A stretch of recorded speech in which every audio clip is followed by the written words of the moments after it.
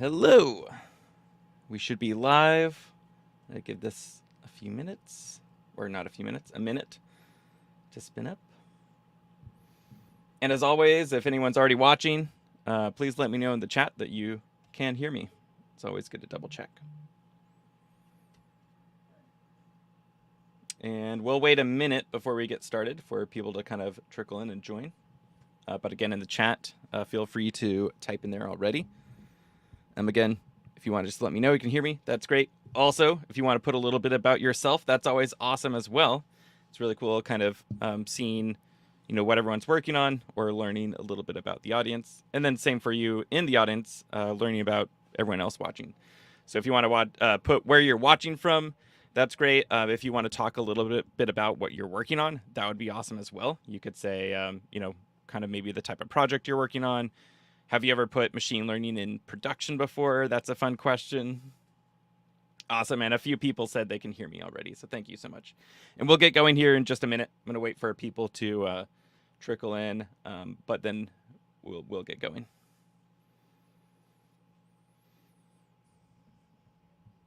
Yeah, has anyone put a machine learning model in production before? And maybe you could talk a little bit about if you've ever had some sort of problem. So we're going to talk a little bit about like data drift, et cetera, today. And then we'll see how we can implement something to kind of monitor for that. Like I know when I was doing computer vision stuff and models were in production, you'd see all sorts of stuff happen that you don't always think about and experience a shift in data quality or the distribution's different. Someone said they're an MLOps engineer working with ML pipelines. Awesome. Do you have any favorite tools that you use in your ML pipelines? Like an orchestration tool or anything else you want to share? I always like hearing about what other people are using. And I'm sure other people do as well. And while we're waiting, again, we'll get going here very shortly. But I forgot to bring up one link. I'm just going to share a couple links in the chat.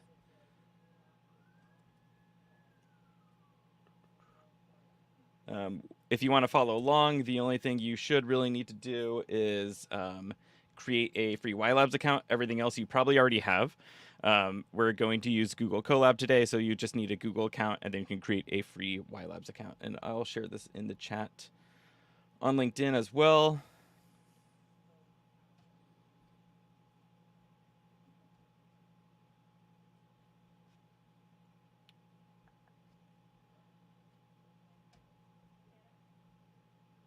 This account, and then I'll share the link to the Google Colab when we get to it.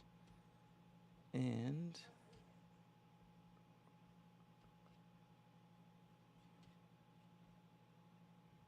as someone said about the MLOps pipeline, data versioning is a nightmare to maintain. I can only imagine. And you're using Airflow and Argo workflow. Awesome, thank you.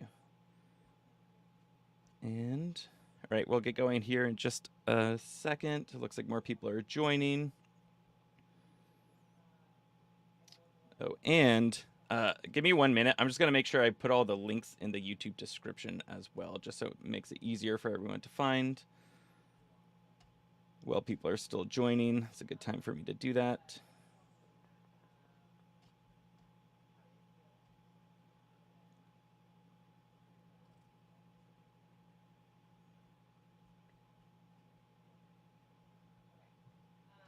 And then we will be ready to go.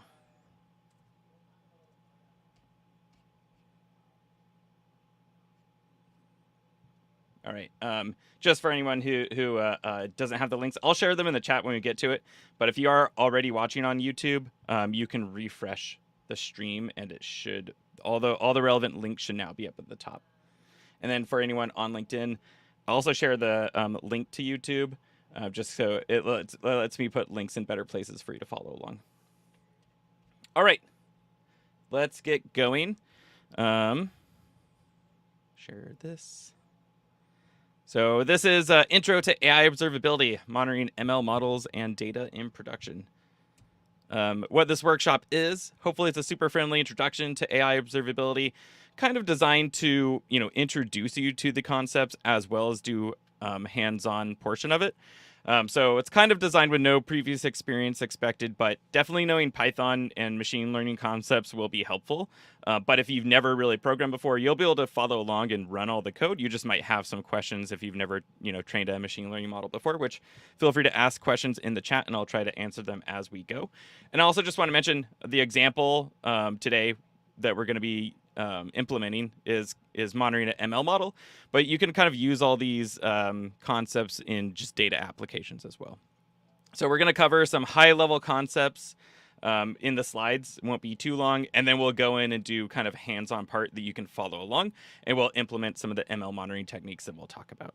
And then just keep in mind, you can't learn everything in about the hour or so that we're going to be here, so parts of this could feel fast-paced or challenging. Just keep learning, after the workshop.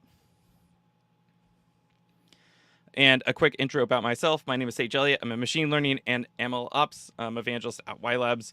We create tools to enable observability in data pipelines and ML applications.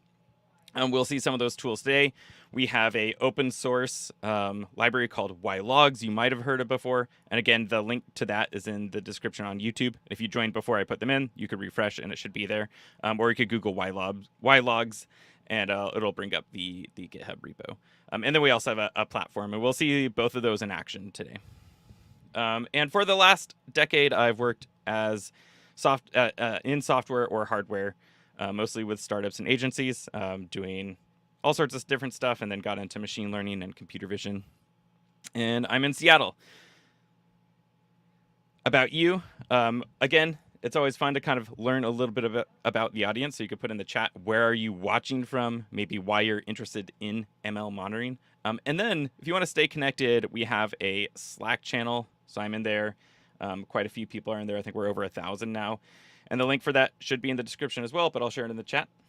You can join there. And it's a great place to ask questions, especially if you take what you learned today and you start implementing it in your own project. Your data might look different than what we're going to use today, and that can be a really good place to ask questions about, like the open source project, etc. But if you want to take a minute and at the bare minimum, maybe put where you're watching from in the chat, that would be great. Someone said they're also in Seattle. Nice. Oh, and you're from Florida. Yeah, it's funny when I put that in there about living in Florida before, and a fair amount of people, there's almost always one person during a workshop or something that was in Florida before. Someone said they're watching from Malaysia. Awesome. What time is it over there? I'll have to look that up later. Sometimes it surprises me. People will be up at 3 a.m. or something watching. Someone said they're from Vancouver. Awesome. I want to go back up there again soon. I really like Vancouver. All right. So setup, and feel free to keep introducing yourself in the chat, by the way. Setup for today. So again, if you want to follow along to the code portion, you can just watch, but I think it's probably more fun if you follow along. It's kind of a workshop. You just probably want to create this account for Y Labs, where we're going to set up a monitor to look at our data and ML models. It's free. There's no card or anything required, so it should just take a minute to set up. Just give your email. I think you have to verify your email, and then you're good to go. Other than that, you will need a Google account, because we're going to be using Google Colab, which is Google's way of kind of hosting a Jupyter notebook, which will allow everyone to kind of take a notebook I've made and run all the code without having to install a lot of stuff locally.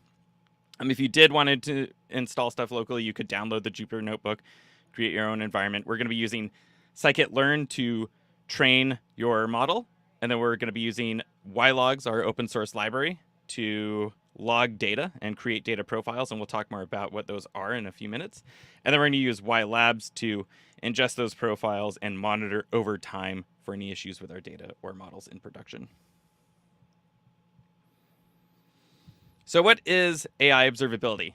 Now, there's a lot of things that can go into monitoring your pipeline. And again, you could think of, for some of these as well, it doesn't have to be a machine learning model. It can just be data flowing through. But often you're going to be wanting to monitor your model inputs. So we'll talk a little bit more about these in a second, but you can experience things like data drift or data quality issues or schema changes anywhere in your pipeline. And data drift, we'll dive deeper into it, but that's kind of where the data that is now being fed to your model really no longer fits what the model is trained on. So you might experience some issues there. Concept drift, that's, again, we'll dive deeper into this, but where the model no longer really maps to a correct value, so your predictions might be off. And then you have things like even just measuring volume of predictions or outputs or other different metrics. And then you have things like you might have done before, even if you've never put a model in production. You've probably looked at things like accuracy or recall. And then we want to also usually make sure that our models are not, biased in production. So you can segment your data in certain ways and see how is it performing on certain groups of your data. And you also might want to use something like explainability to see why your models are making those decisions. So we have a saying, we say bad data happens to good models. You can train a model, you can use, a great evaluation data set, but once you put it in production, chances are it's going to change. The data is going to change and something, might not be performing right. So a lot of people think you train a machine learning model, you put it in production, and that's kind of it. Anyone who's actually put a model in production probably knows that's not it. That's not the end of the story for that machine learning model. Really, the end of the story should be whenever you retire that model. When it's in production, making decisions that impacts your business or people's lives, you should be, understanding why it's doing that or how it's behaving. So a couple data quality examples. You might have external changes. This could be like an input sensor is damaged, causing bad data. It could be the data was manually entered incorrectly. This happens all the time. Both of those happen all the time, at least from my experience too, right? Like even if you're typing and you almost never make errors and you accidentally like add an extra number, that can really throw off your model. If you're using computer vision, the camera could be pointing in the wrong direction, like maybe somebody bumped it, maybe somebody turned off a light. Now all the pixels are incredibly dark, and that's not what your model was trained on. And then you also have things like schema changes. So software libraries often update. If you update something in your pipeline and there was some sort of change and you were not monitoring for that, that could cause an issue as well. And really, again, if you built a pipeline, you might have noticed you could experience bugs anywhere from all sorts of various different reasons. Has anyone experienced a data quality example? You don't have to be super specific about your project if you don't want to, but it's always fun kind of hearing about maybe some sort of data quality example that you've experienced. I know one, and I kind of mentioned it because I've done stuff with computer vision. A lot of things I talk about might kind of relate to that.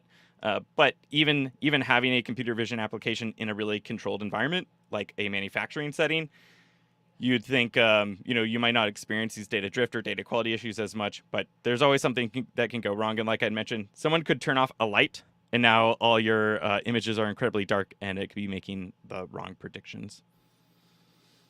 Data drift examples. So this is usually thought about as the input data to your model really no longer matches the original distribution of the training data. At least that's how I like to think about it.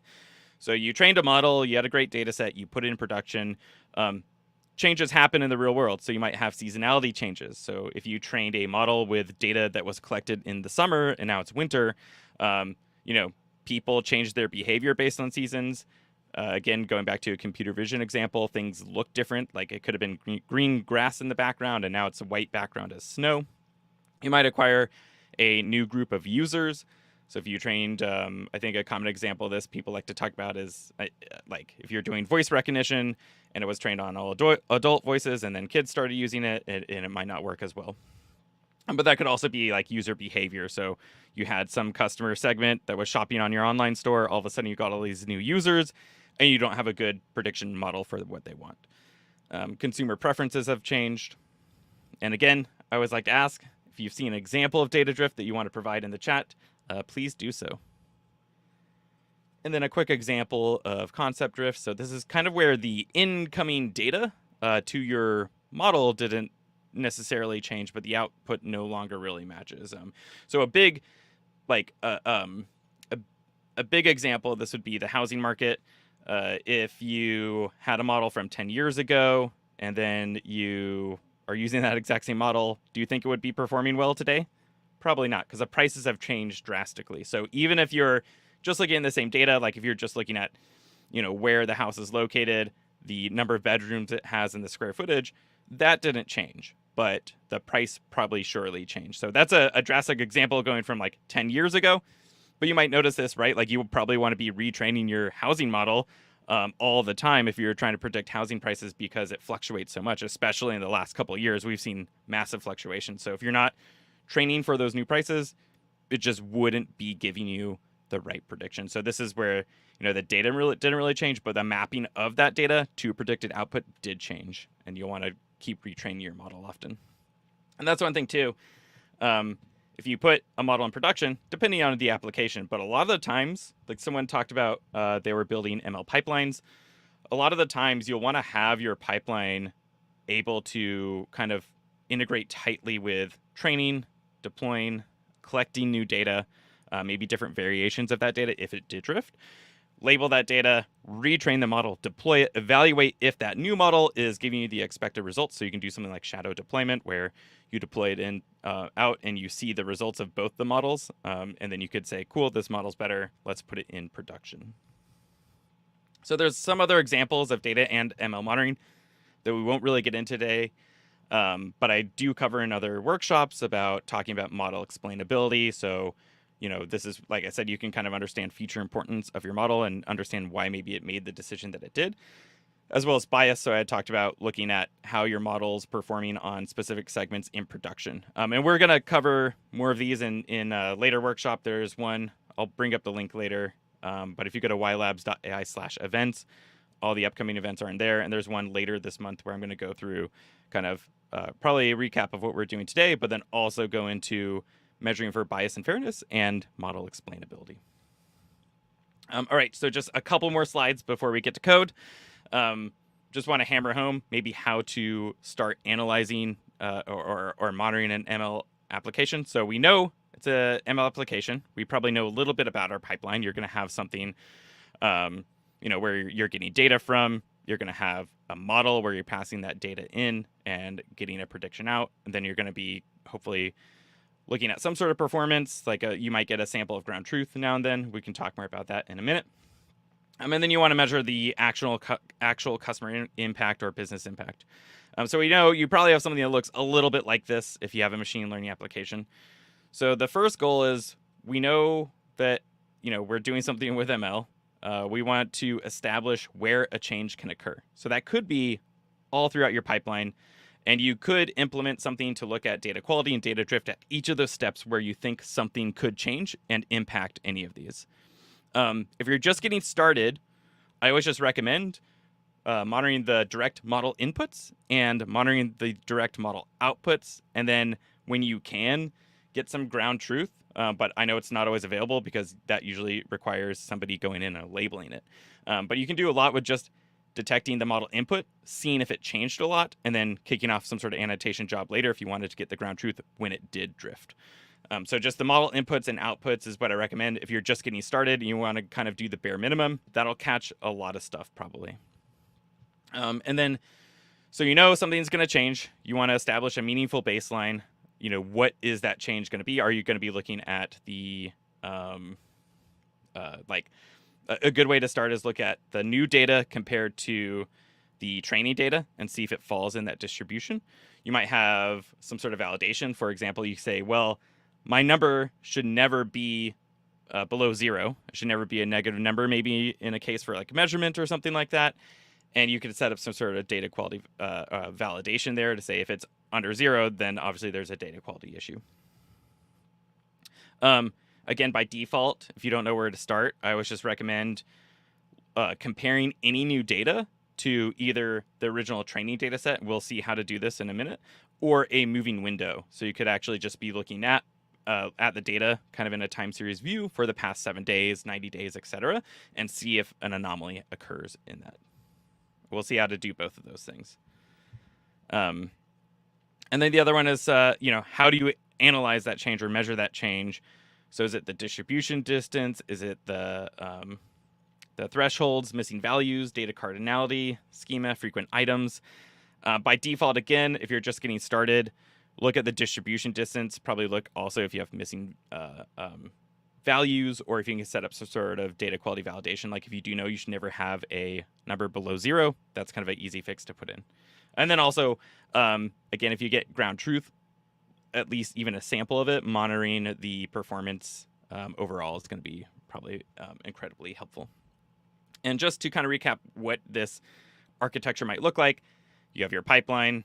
You're going to be collecting various statistics. This is where our open source library comes in. And then you can use those, the data profiles generated to analyze and measure change, and then do things like create reports and dashboards, trigger alerts and notifications. This could be just an alert, or it could actually be a trigger to start some sort of workflow. And that is enough slides. Let's go ahead and do the hands-on part. So I'm going to share this link in the chat. Again, it should be in the description as well. This is going to be a link for a Google Colab notebook. So I'm going to open that up. And then if you didn't already, you'll want to create a YLabs account. And again, that should be in the description as well, but I'm going to share it in both chats just to be safe. So open in that Colab, create the link if you want. And then we also have, this is optional if you want, a survey for people to win some swag.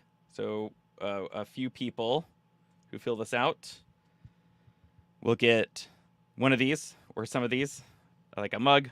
We have a really cute stress ball there. And then the shirts are updated. You'll probably get a shirt that looks more like this. It says no more MLOps, which I think is pretty fun.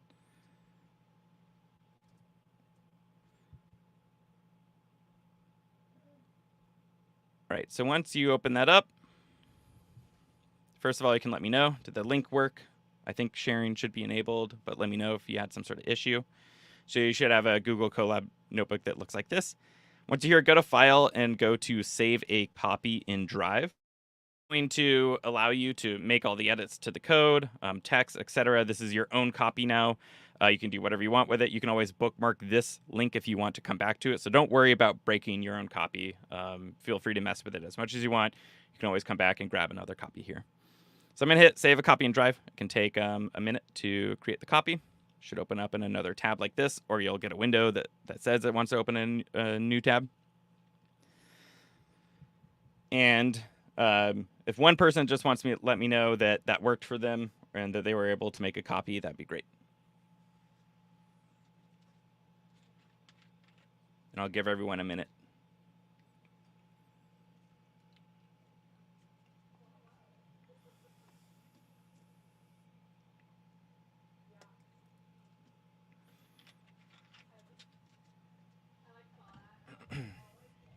All right, so, and again, the link to create the account and stuff is in here as well. Oh, and I'll share the GitHub link. Should be here. So if you want to check out all the cool open source stuff we do, go here, go look at YLogs. We have a lot of cool examples too. So if you're like going to be using a different type of data set than what we're using today, you can go to the example folder.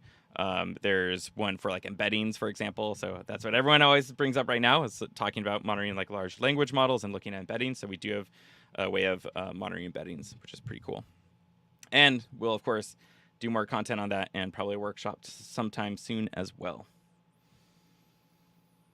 All right, so once you make a copy, you should be ready to go and follow along. And what we can do is run this first code cell. First, I'll introduce Google Colab actually real quick. So it's Google's way of hosting a Jupyter Notebook, which if you've never used a Jupyter Notebook before, it allows us to write code, documentation, output visualizations all in one place. It's really great for experimenting and getting quick visual feedback of what's going on with your code. And they give us a whole little like Ubuntu instance behind the scenes. You can actually change runtime. You don't need to do this right now. You can change runtime type and actually get some free GPU and TPU access. So it's a great way to get started with deep learning.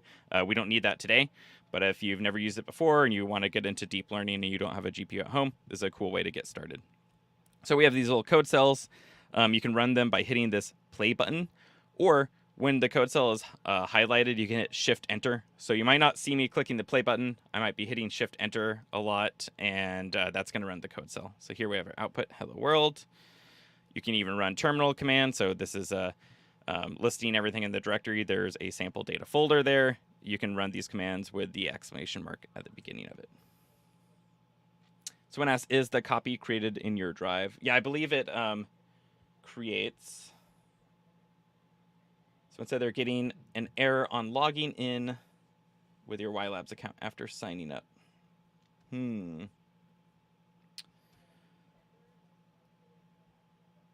Did you get a verification email? Was anyone able to sign up? Or anyone else? Someone said they got an error logging in after. What kind of error is it? Is it like wrong password error? Or is there some sort of server error? Which I hope there isn't.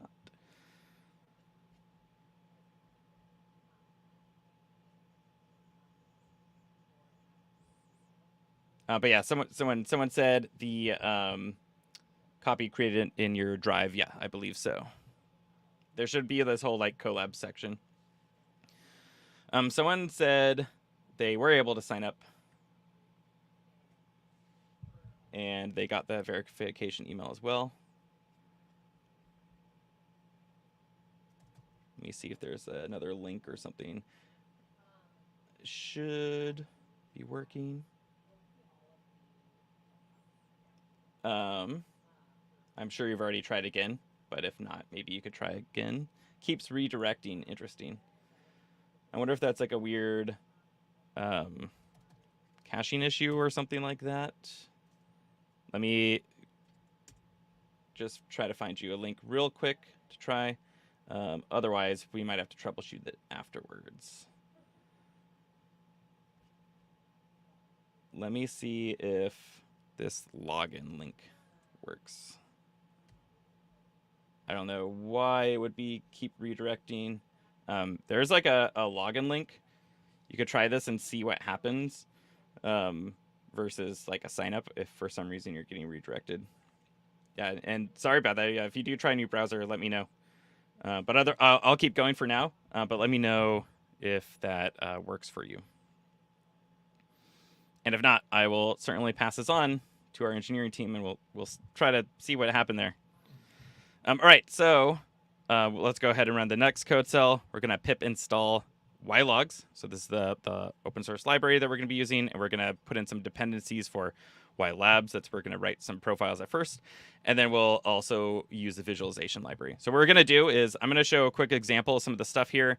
We're going to use ylogs, we're going to use YLabs, and then we're going to go in and look at some direct features that are just in the open source, so you could actually do things like data drift and everything in just your Python environment using the open source part. So we're going to look at ylogs and YLabs first, and then we'll go a little bit deeper into ylogs. So this is a very important part. If you don't do this, you'll get an error at least a little bit later down in this notebook. You want to hit restart runtime. So it installed a new version of a image processing library. We want to hit yes, restart that runtime. And it should just take a second here. I think it already restarted for me, but it'll say initializing again. And so this is just going to make sure all the newest versions of the libraries are installed in here. So again, if you run into an error later on and you did not hit this restart runtime button, that's probably going to be the reason why. So now let's go ahead and import our libraries, ylogs, numpy, pandas, datetime, some of the usual suspects here. Someone said new browser works. It must be some weird caching issue in your browser, but I'll definitely pass it on if it's something on our end or if it was a weird glitch. But thank you for trying another browser. Or maybe even like an incognito mode or something in whatever browser you were using maybe would work. All right, and then we're going to use the iris dataset, but don't worry. If you've done machine learning models before, you've probably used the iris dataset all the time. But I will just mention it gets a little bit more interesting here because we're going to be looking at more than just the data that comes in the iris dataset. Also, I forgot, I'll zoom in. Hopefully that's a little bit better if you thought it was small before. So we're going to load in the iris dataset. And if you've never used this dataset before, it has 3 classes of flowers, and then there's 4 measurements. These are the features that we're going to be making predictions on. You have the sepal length and width and the petal length and width. And the sepal, I think I looked this up, is like a kind of almost like a underbelly flower petal. All right, so we're going to quickly train a model, and I won't spend too much time on this. This is more about quickly training a model so we can start looking at things like data drift and monitoring on it. But we're going to import the k-nearest neighbor model from scikit-learn. We're going to say, look at the 5 nearest neighbors to make a prediction. We're going to split our training data set, or split our data set into training feature values and target values.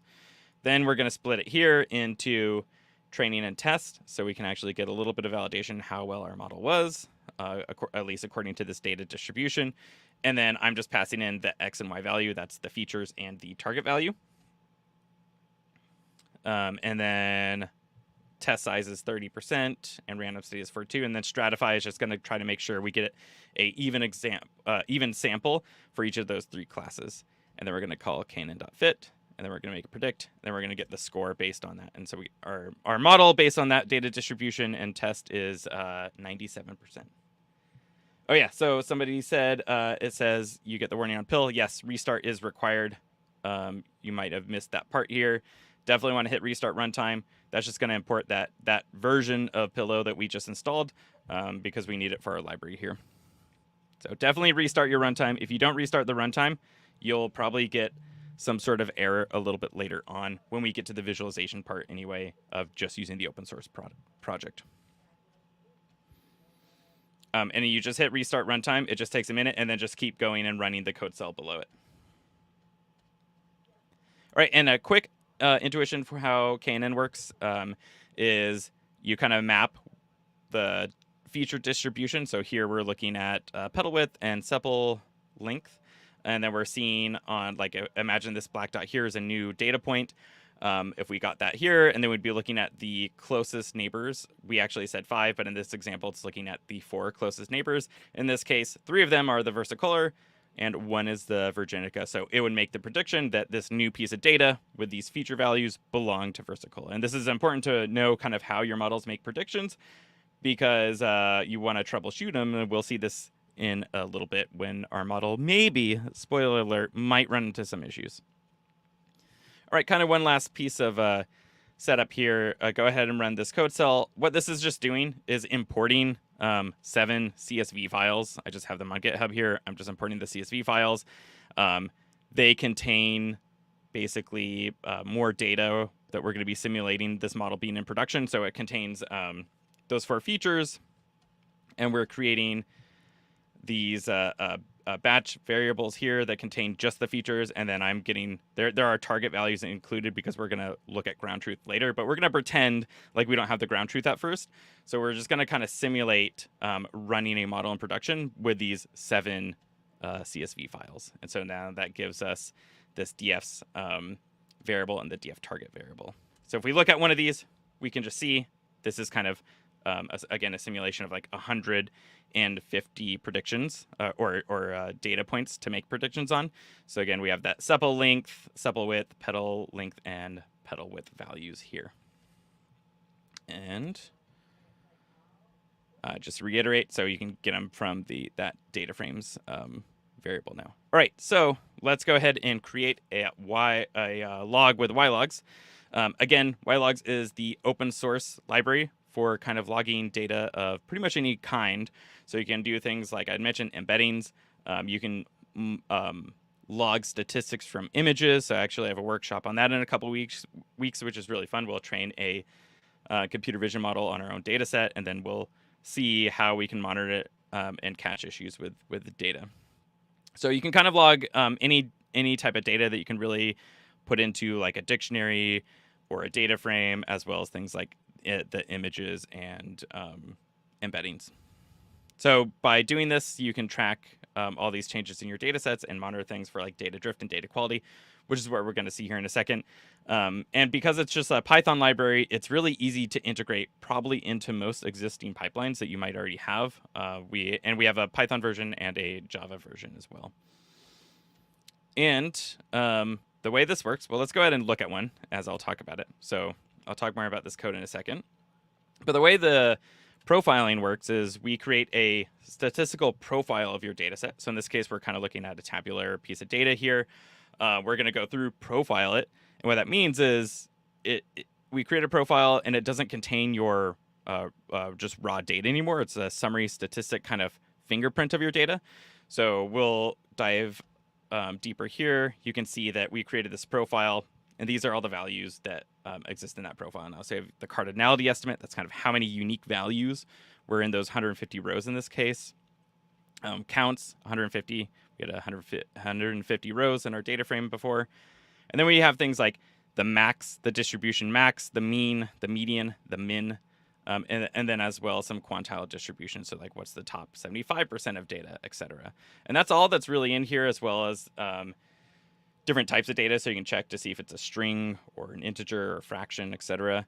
But just with this data that is incredibly lightweight now, it doesn't really contain any of that raw data, we're able to track things like distribution drift for data drift and data quality issues. Like if any of that data in that profile was below 0, for example, we could catch that in here.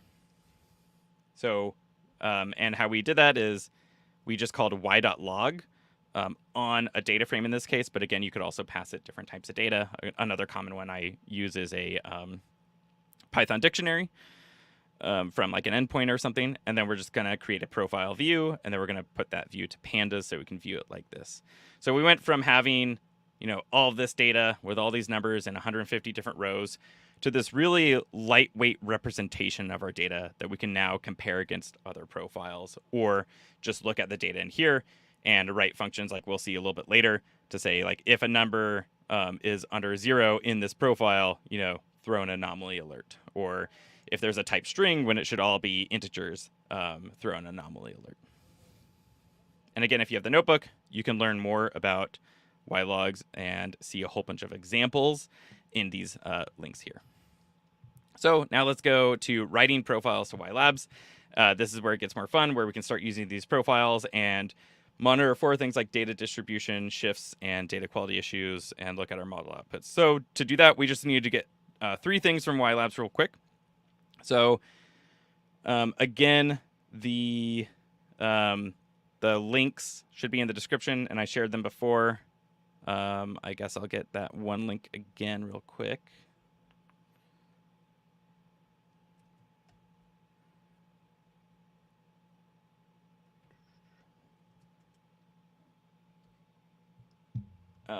You can sign up for there if you didn't. This is the part where you actually need to be signed up now if you want to follow along.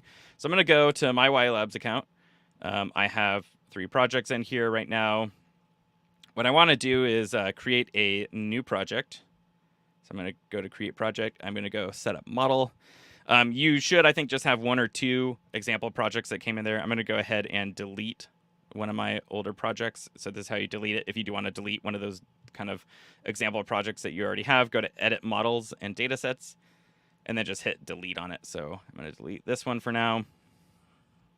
And then I'm going to create a new one. So I'll call this Iris, and I'll just say, you know, May 1. And then I want to change the asset type to a classification model, but you can see we have all these other different asset types in here that can allow you to kind of look at data in different ways.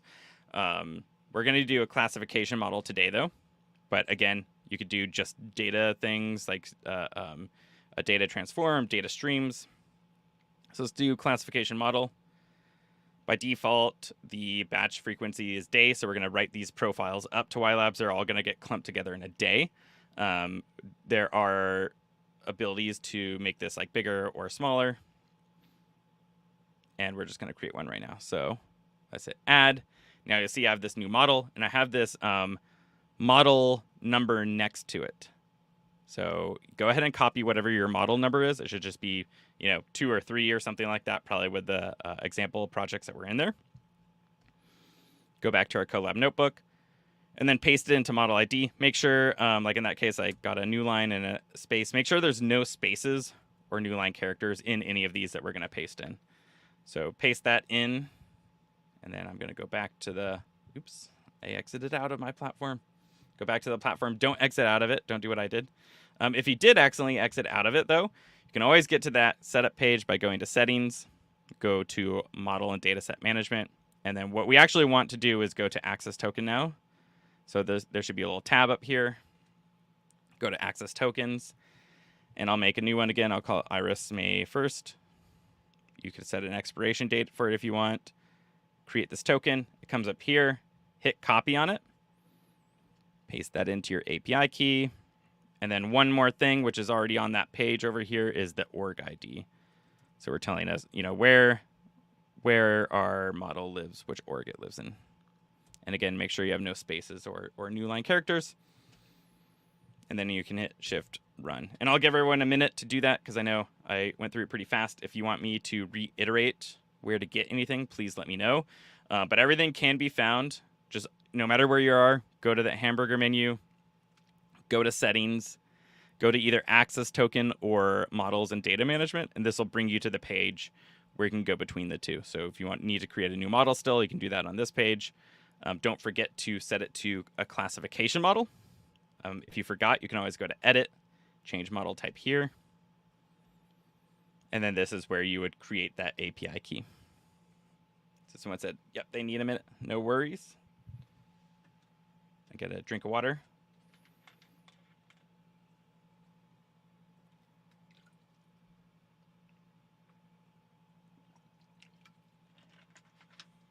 And I'll keep going in a minute, but you can always catch up or let me know where you are.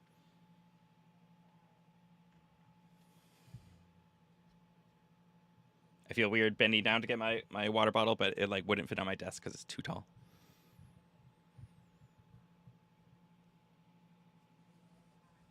All right, so I'm going to go back to the notebook, and I'll just kind of show the next steps.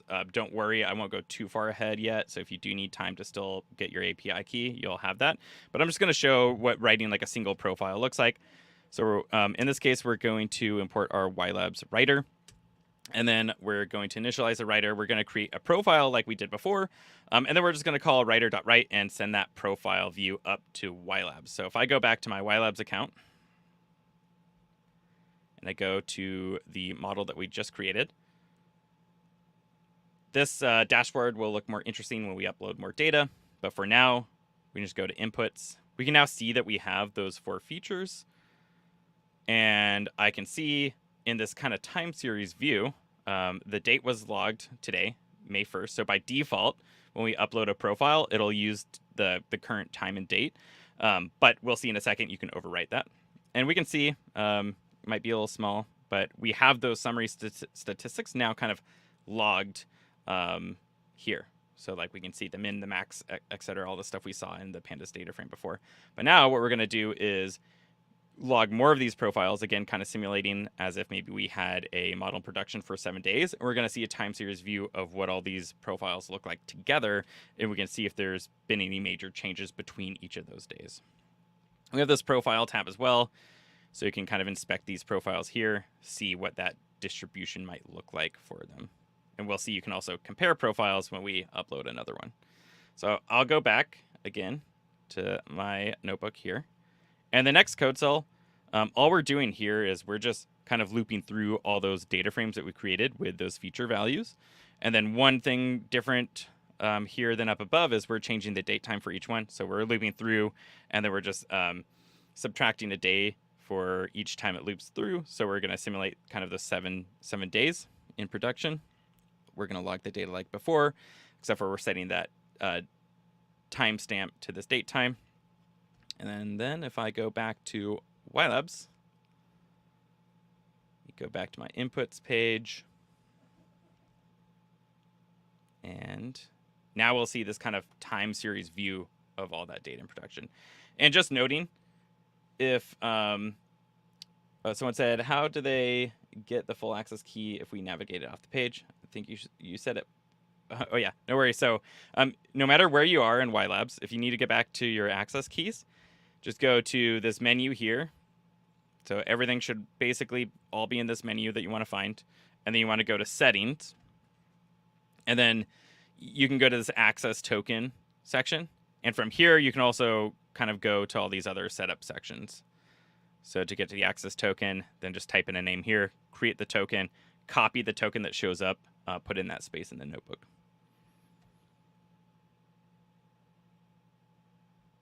And again, yeah, let me know if you have any questions. I'm going to go back, look at that time series view. And just noting that if for some reason, the way I did it, it worked fine. But if for some reason you were still just seeing that single profile or something, it might be that this date time here was still set to just be looking at one day. So you can set it like, I only want to look at 3 days of data that'll show up here. So kind of a cool way that you can inspect your data. But you can always click this profile lineage button, and this will bring you back to that kind of time series view of all the days that I can show here. Someone said if they don't save the long version, I assume that's for the API. Yeah, if you don't save that token, you'll just create a new one, but you can just keep creating them. And you can delete the old one.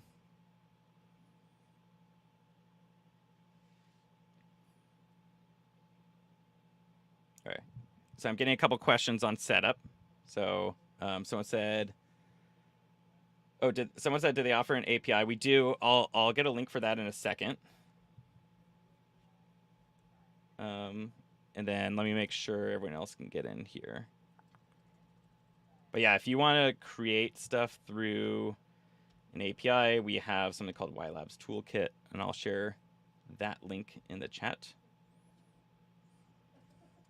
And if you try using it, always let us know how it goes, or if you have any feedback. Someone said they did not change the org. They put in the access key. It ran. They changed the org to the correct one. The next run is failing. I would just maybe go through all those steps again. Just get the org ID, the API key, and the model ID. Oh, someone said, so they're running into this pill issue, and that is the issue you run into if you don't restart the runtime after installing everything. So up here, if you don't restart this runtime after installing YLabs and the dependencies, you'll get this issue saying the pillow library is having an issue. So restart that runtime, go through all these cells again. You can quickly run them all, and then you should be good. And then just get that org ID, API key, model ID. And I think someone asked about deleting the models. So again, you could always go to settings, go to model management, edit model, and then hit delete button here. You can delete any models you want. From here again, get that model number for the new one you create, put that in. Access token tab is where you create this. Just give this any name, create access token, copy this, and then you should be good to go. And then the org ID is here, and then just make sure you don't have any spaces.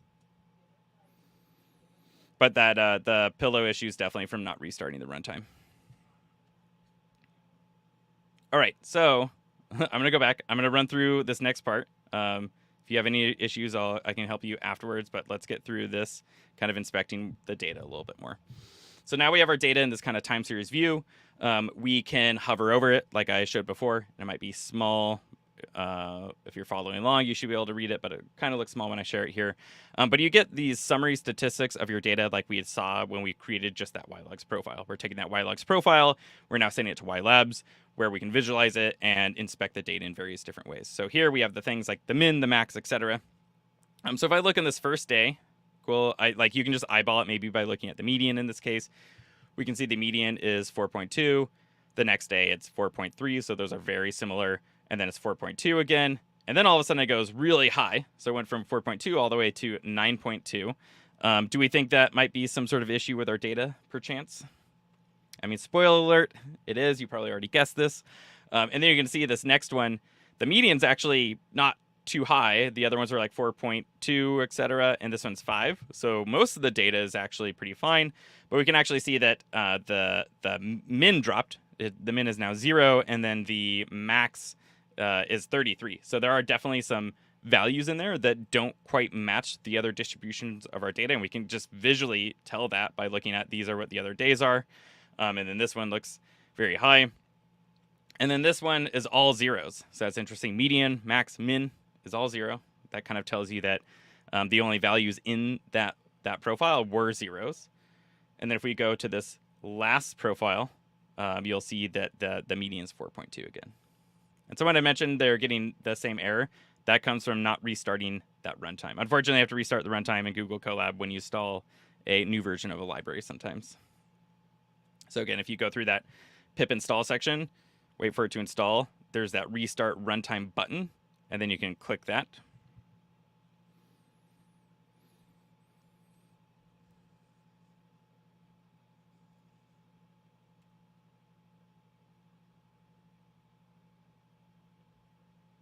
Oh, someone said it might not show. Oh, if the button doesn't show for you again, you can always go to runtime and hit restart runtime here.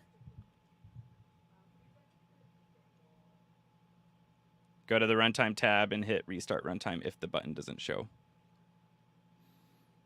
Right there. And then you should be good. All right, so we can visually see this is cool. We have like a chart. We can check this out visually that something could be going on. But ideally, we're not going to be manually inspecting this every day. And what we want to do is set up some sort of monitor so that we can get a alert when an anomaly is detected. And by the way, we're just looking at one of the features here. You can inspect all these features and see some similar values or similar type of behavior, right? Not quite the same, but you can see that they kind of balloons up in certain areas. So let's go to the Setup Monitor tab. You can click this button here, or you can click this Monitor Manager tab here. I'm going to go ahead and just click this. And then we'll see that there's these kind of easy presets that you can use. Or you can create a new custom monitor. We'll use a preset for now, but we can go look at a custom monitor in a second as well. So this makes it really easy to get started to look at things like data drift, etc., data quality issues, model performance, and then you can really do a lot just with a custom monitor. And then there's even a more custom config that you can go into and actually edit JSON and get incredibly precise with what you want to do. But let's go ahead and open this one up. We're going to hit configure on this data drift and model inputs.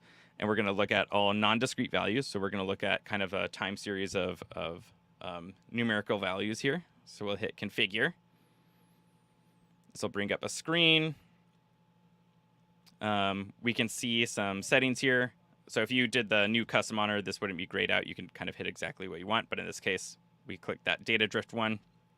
And right now, we're going to be looking at the entire data set. We'll see some options in this in a second, but you could do segmentation. So I talked about looking at bias in your data. It allows you to kind of segment your data in various ways. So you can be looking at how it's performing on specific groups. In this case, we're going to be looking at the whole data set coming in.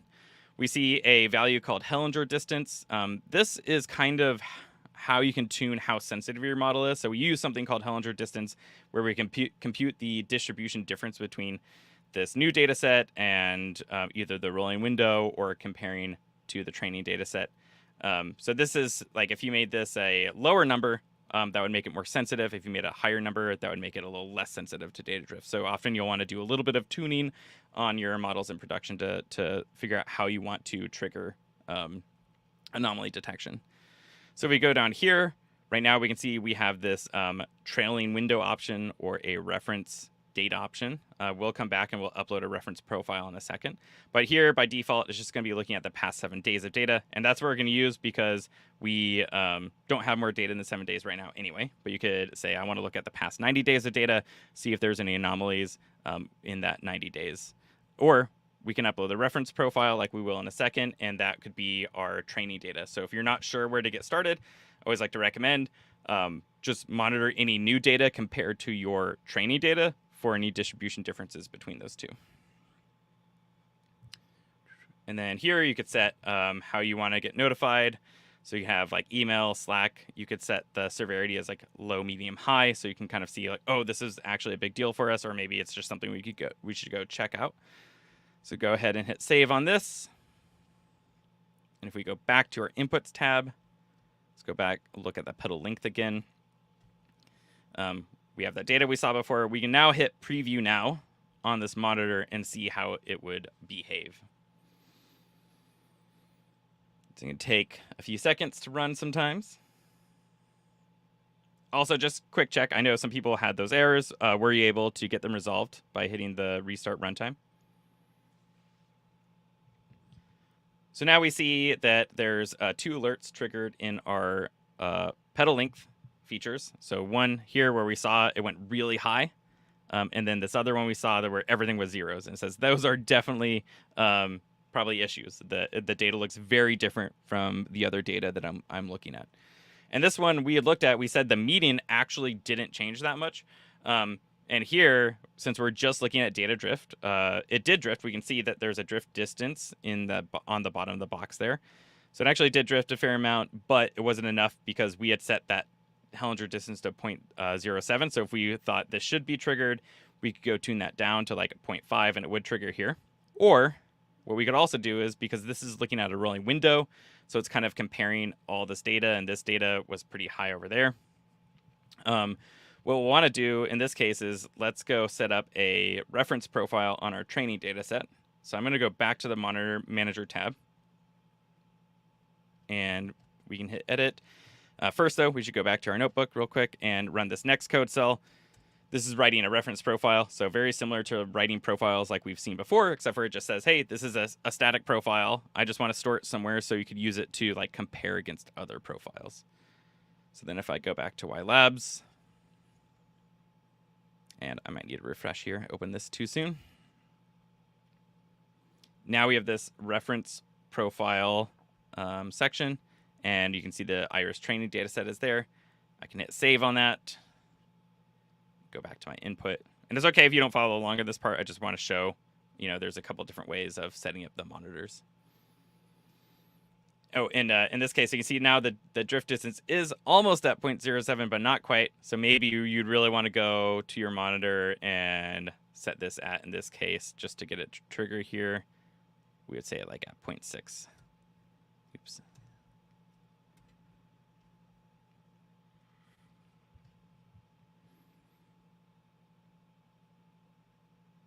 Close, preview.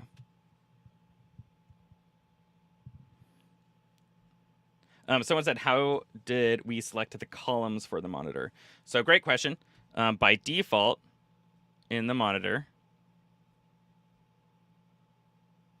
it does the entire data set. So you can select segments, but you have to do a little bit of a tiny bit of code. It's really just one more line in YLogs. I can actually show you a little bit later on. I do have an example in the notebook. If you go scroll down and open up, there's like a section that's collapsed. It's called like monitoring for bias. It actually has how to do that in there. So that you can set it in YLogs to have segments of your features. Otherwise, in this case, it'll be looking at all of the features here.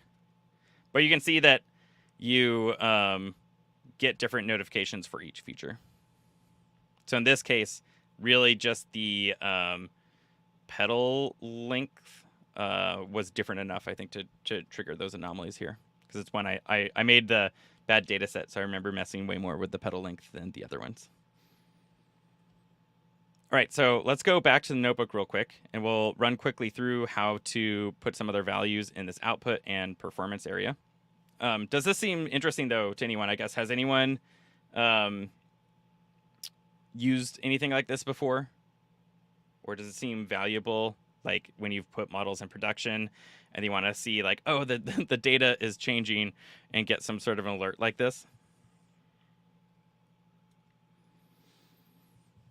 And then keep in mind, once we get this alert, we can not just get the alert in an email or Slack, but you could actually trigger some sort of workflow. So I did a cool workshop with some people around,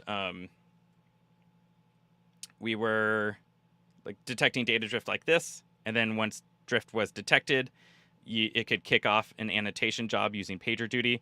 So then people could go through, ground truth label that new data coming in, and actually see the performance like degrade or not.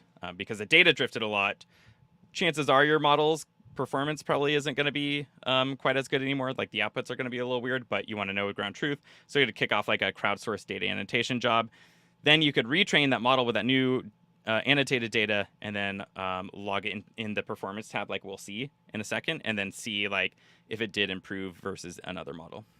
So let's go back real quick into the notebook. And what we're going to do is log the outputs next. So in this case, I kind of broke it out in the workshop where we're logging the input data and the output kind of in separate steps here, because I wanted to kind of build this data frame together, and then we're going to add ground truth to this next and log performance.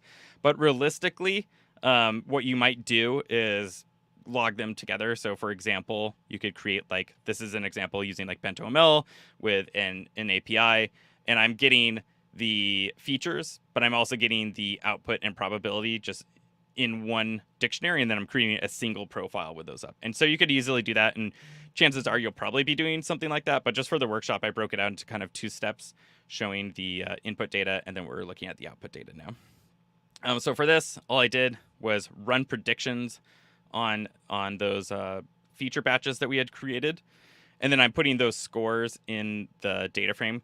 So now we have the class output, what class does it think it belongs to? And then we have the probability output. So how confident is it that it belongs to this class or not? And then we're writing it up just like we did with our input profiles, except for here we have the name includes the word output. If it includes the word output or outputs by in the column, automatically it gets put into this outputs tab in YLabs. So now we can look at this class outputs. And here we have these frequent items, so we can even tell those first 3 days looked fine in the distribution. And then this other day, we knew that the distribution went very high. All of a sudden, it's basically all the class Virginica, so that's pretty interesting. And then here, this is the one that kind of ballooned up, but it wasn't completely changed. And we can see that the prediction distribution is different, but not quite as drastic as this one, and not as drastic as this all 0 one either. And does anyone have an idea why these might all be these other classes versus these other distributions? It's like in this case, all Virginica, that was all the very high values. In this case, all Setosa, that was all the 0 values. And if we remember kind of how the KNN model works, like if it was all 0s down here, still the closest classes to it would be Setosa. And the Virginica one, even if you had a new piece of data that was way out here, we didn't have any data quality validation set or anything on our data. So it's still looking at the 5 closest neighbors, even if they're really far away, and predicting what class they belong to. So kind of having an intuition of how our model works helps us kind of debug, in this case, what could be going on here. So we might expect these distributions to be all similar, but they look very different on these 3 days in particular. And when we correlate that with our input data drift, we probably have a good guess what's happening. So this is a really good way of kind of debugging your model in production without even having any ground truth labeling yet or anything. We can tell something's probably happening here. Data looks different. Our model predictions look different. We should definitely verify that something isn't broken or that our model can handle whatever's happening now. So if we go back to our notebook,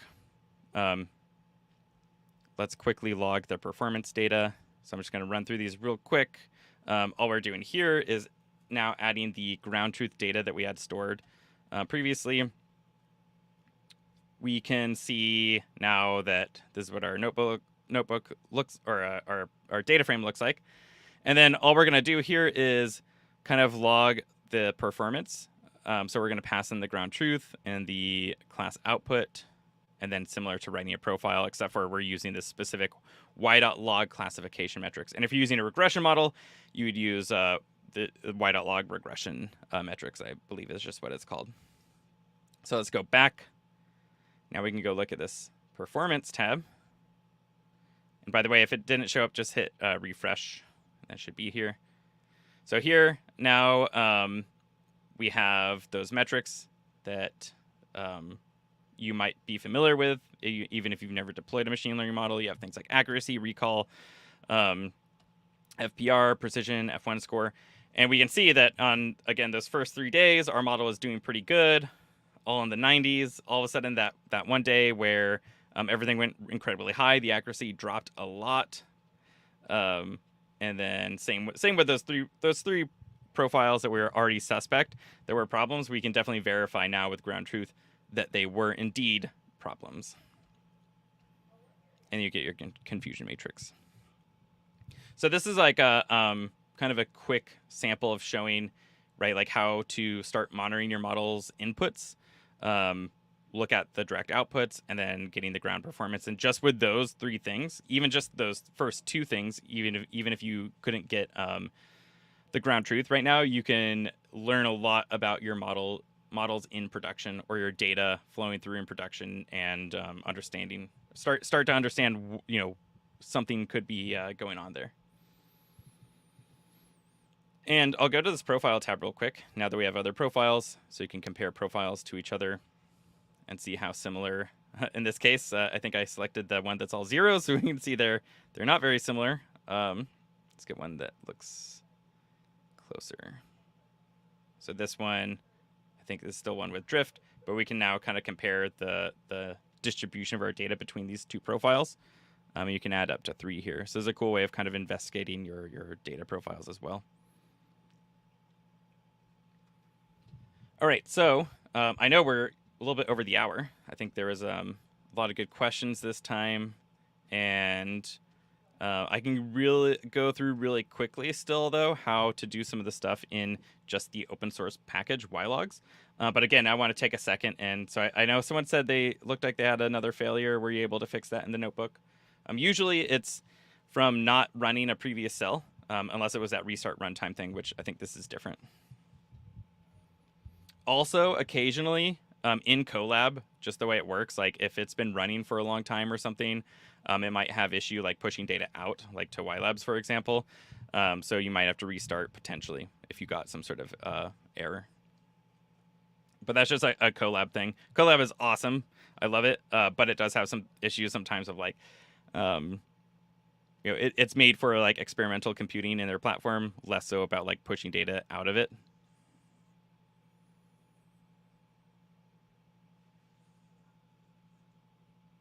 Also, any questions so far from the YLabs piece? And again, if you want to mention anything like you thought it was cool, any features you thought were interesting, let me know in the chat.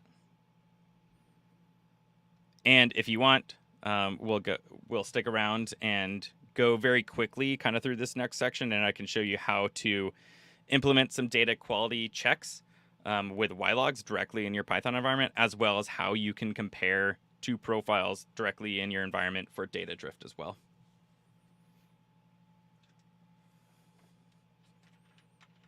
Someone said, good one for detecting outliers in the drift.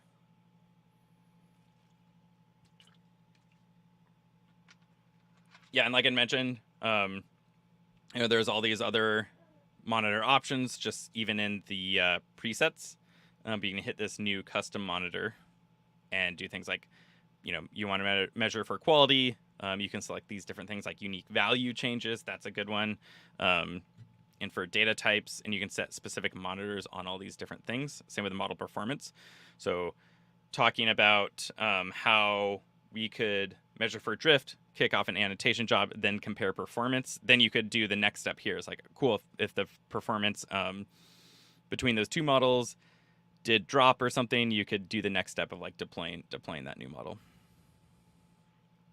But it kind of walks you through how to build everything here manually in this UI.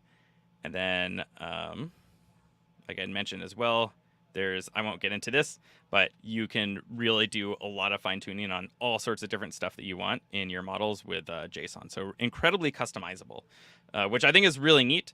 Not only on the YLab side, but ylogs. So the open source library, again, is really flexible and customizable. So you can use it with, almost any data and any framework.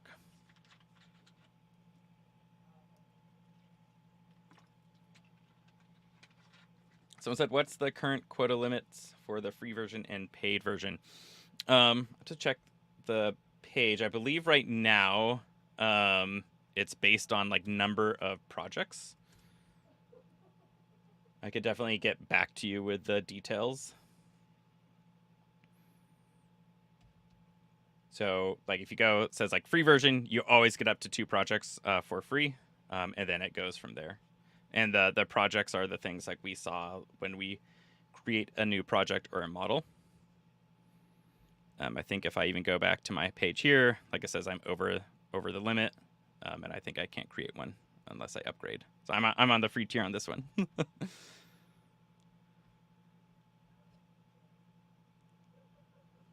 All right, so I'll keep going on the notebook here. Yeah, and if you do have any questions later too, like if you start using this and you have more questions about your project and integrating with it, again, the Slack channel is going to be a great place to ask those questions.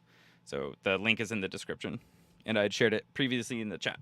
All right, so let's quickly go through using ylogs. So there's a lot of stuff ylogs can do. We're just going to touch on 2 things here. But again, I definitely recommend you go check out the GitHub, go check out all the examples, and then ask questions too if you have any more questions about them. We're going to create just profile views like we did when we were looking at that single profile. I'm just creating them all for these 7 profiles. And then if you would just want to see, what we're going to be doing is mainly comparing them, at least in this first part, between like one profile to another. You can change these numbers here and see what the comparison looks like. So here we're going to import the visualization, notebook profile visualization from ylogs. We're going to initialize a new one, and then we're going to pass in 2 profiles, and these are going to be now compared against each other. So we can get this visualization summary drift report. This kind of shows us a little bit about the distribution between those 2 profiles. And then this is what's really interesting, is this drift score.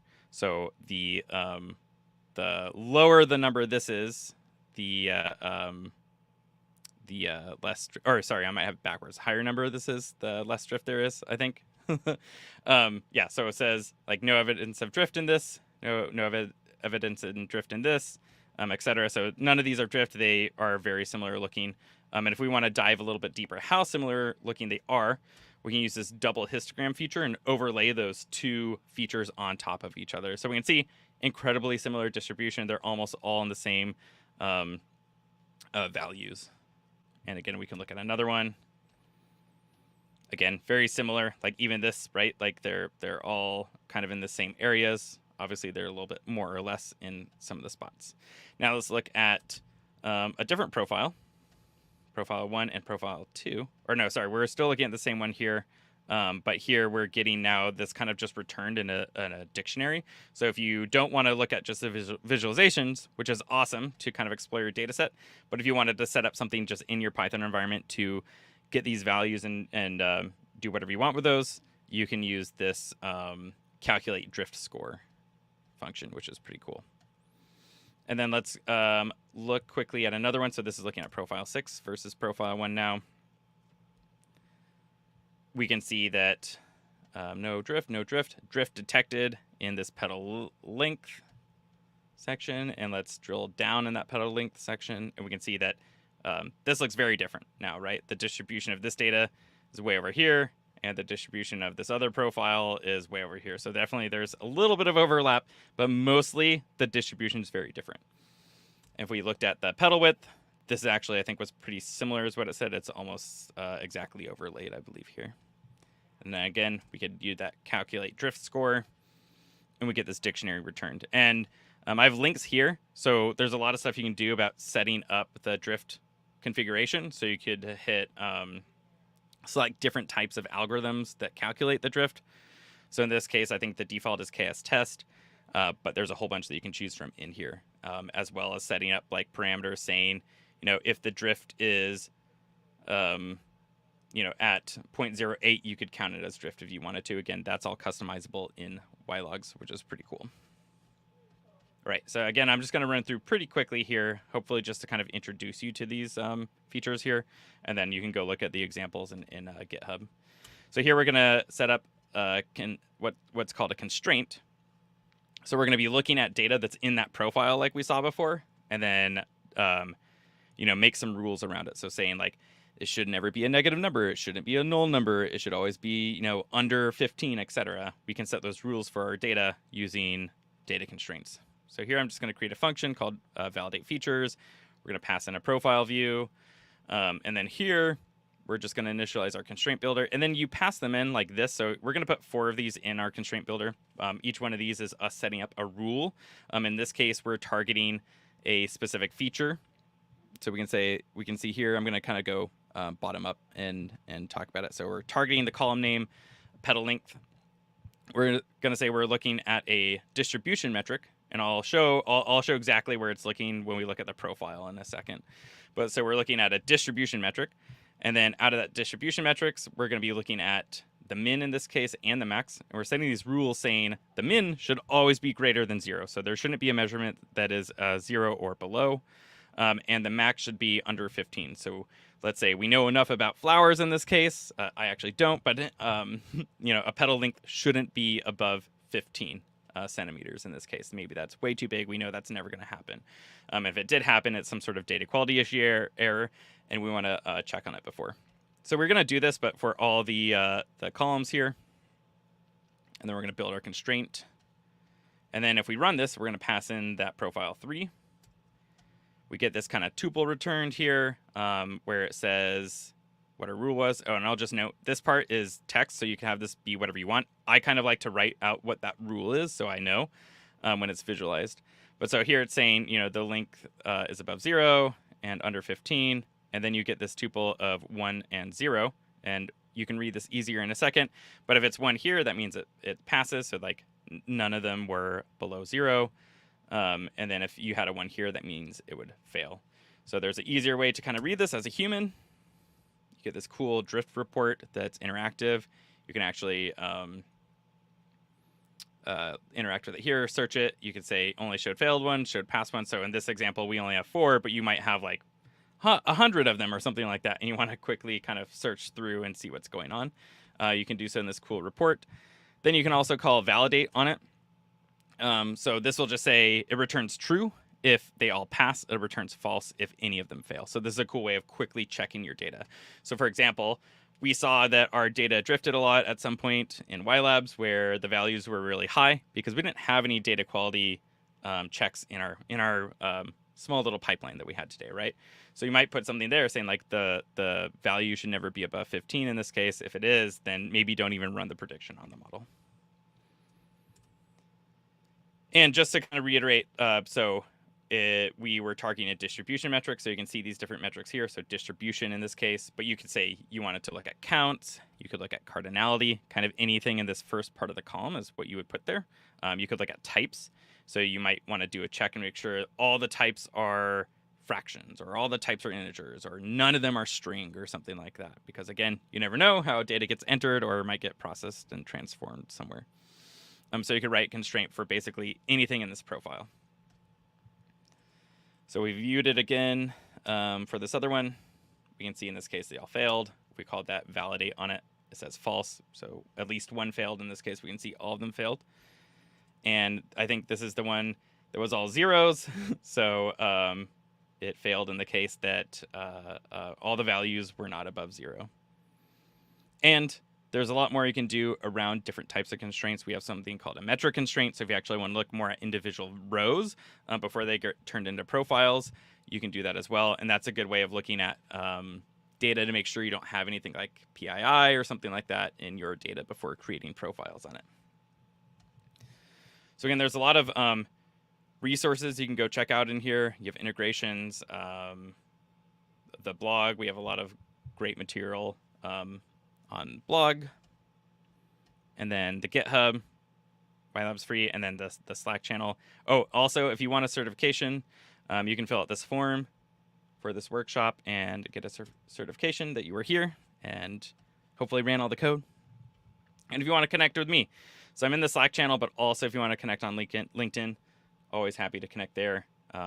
You can ask me questions there as well. But the Slack channel is probably better because there's other people from the team and other really smart people in there too. It's not just me.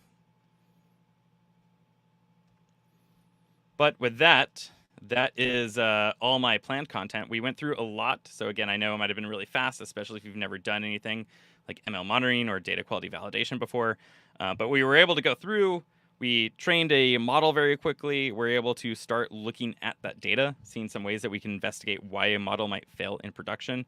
And in this case, right, we just saw those things like the input data, the outputs, the performance, but there's a lot more you can do. We're just kind of scratching the surface of how you can start monitoring your pipeline and models, such as like you could use the segmentation for bias. You can start logging explainability features, that might allow you to understand why those models made decisions. Or in this case, we have some cool tools around how you can, get the feature importance. So in this case, let's say the feature importance is petal length. I think it might be really, but then which ones are the most important features, and you can kind of set up monitors on the most important features, and maybe you want to leave out the other ones. Someone said they will dive deeply and learn this tool. Seems good. Awesome. Someone said, thank you for this nice and complete ML webinar. Thank you so much for the kind words. And yeah, I always enjoy doing webinars and talking to people. So if you have any questions, again, don't hesitate to reach out. And you can also check out our upcoming events that are often around ML monitoring, but in different ways, or might have new features. So for example, next week we're doing one, or yeah, just a little over a week from now, on using in Databricks. Again, it'll be pretty similar, but talking about how you can integrate in with them. And like I mentioned, just how flexible YLogs is, can really integrate with most probably existing tools that you're using if you're using Python. And then a couple weeks from now, this one's pretty fun. We're going to build and monitor computer vision models. We're going to use Keras, and then again, see how easy it is to integrate YLogs and YLabs in it. And then later this month, we'll do a longer workshop where we're going to dive into kind of the stuff we did today, but also into the segmentation and explainability. So those are all coming up. And again, yeah, let me know if you have any questions. Otherwise, I probably will go ahead and wrap up the stream. I'll wait a minute if anyone has any other questions, but otherwise, connect with us in any of those places and ask questions later there.